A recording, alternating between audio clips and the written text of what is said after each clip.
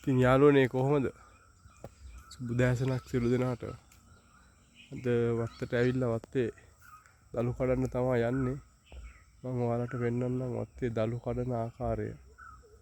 මේ කනන්දා කෙනෙක් දළු කඩනවා අපි එතෙන්ට ගිහලා බලමු කොහොමද කඩන්නේ කියලා.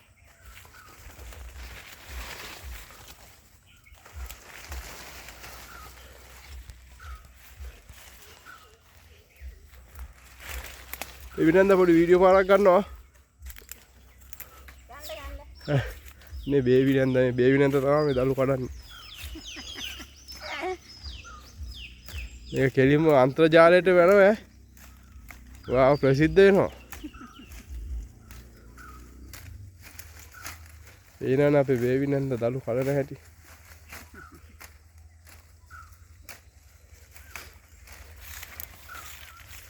හරි එහෙනම් යාළුවනේ තවත් වීඩියෝ එකකින් හමු වෙනවා.